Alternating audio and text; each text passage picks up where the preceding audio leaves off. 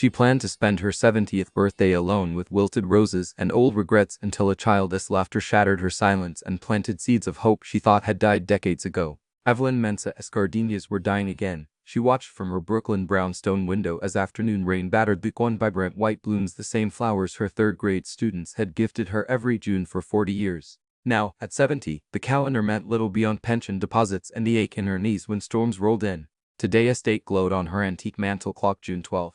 Her birthday. No one else remembered, least of all her estranged daughter in Los Angeles. The last voicemail 2 Christmases ago still lived in her phone like a fossil.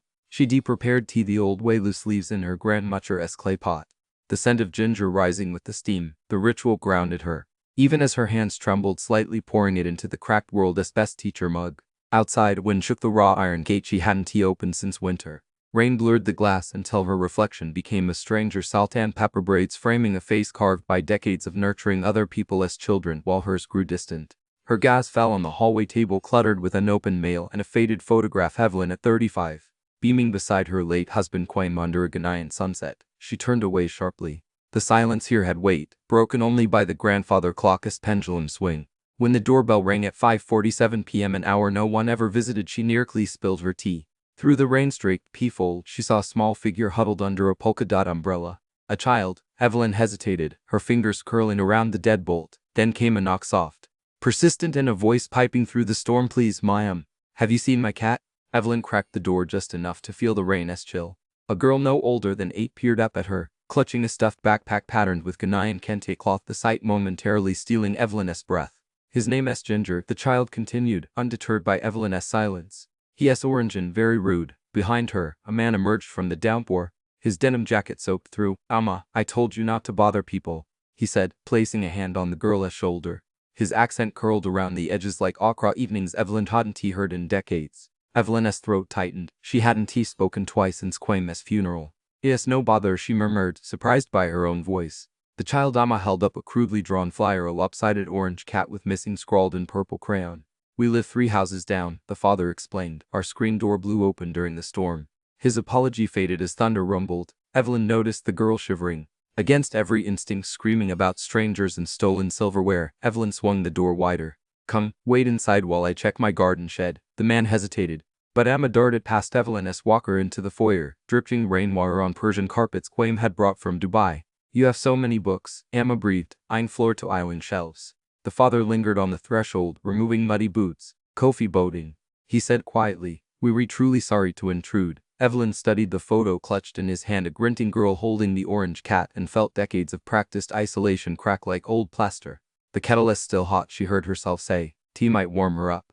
Kofi sipped tea while Amma explored Evelyn's living room with the fearless curiosity only children possess. "Your cat poster is very good," Evelyn told Amma, who was now examining framed class photos from the 1990s. "My daughter used to draw too." The word slipped out like a secret. "Kofi Askas and artist, lawyer now," Evelyn said.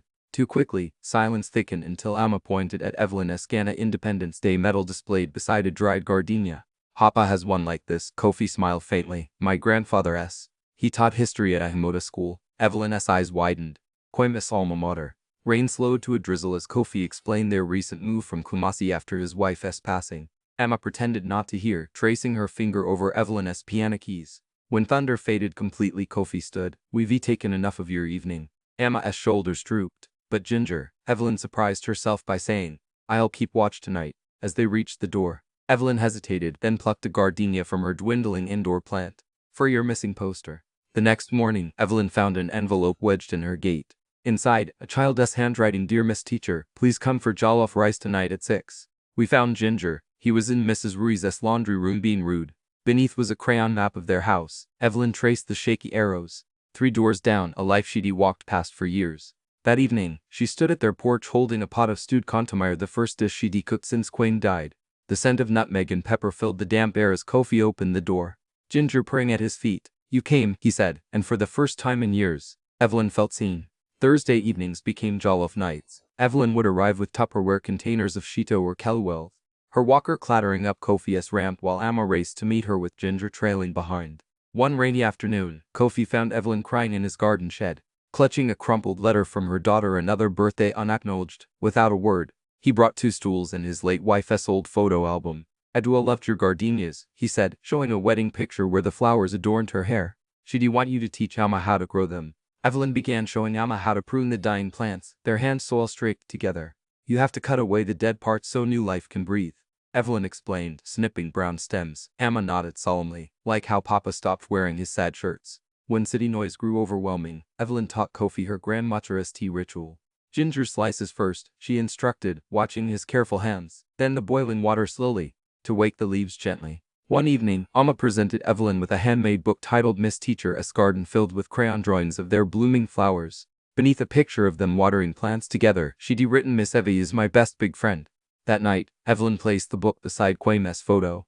Found new students, she whispered to his smile. At Sunday Mass, her first visit in months, she lit candles not just for Quayme, but for Adwa's memory, and for the unexpected family blooming 3 houses down. On Evelyn's 71st birthday, her garden exploded with gardenias, white blooms spilling over window boxes Emma had helped paint turquoise.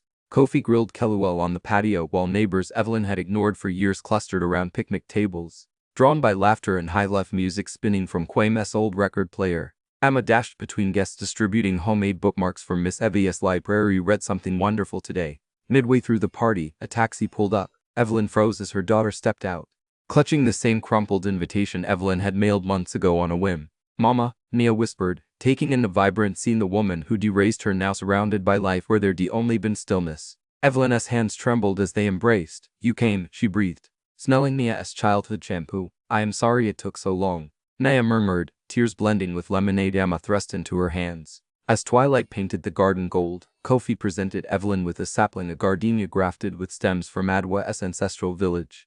For your next chapter, he said. Evelyn placed her palm over his on the pot, soil gritty beneath their fingers. Nearby, Nia showed Emma how to twist gardenias into crown braids like Evelyn once taught her. Roots travel far, Evelyn told Kofi, watching her worlds weave together. But they always find fertile ground. That night, she placed Quayme's photo beside new one's. Emma's gap-toothed grin, Kofi tending her roses, Nia's hesitant smile. The grandfather clock chimed midnight as Evelyn whispered to the garden scented dark happy birthday to us all.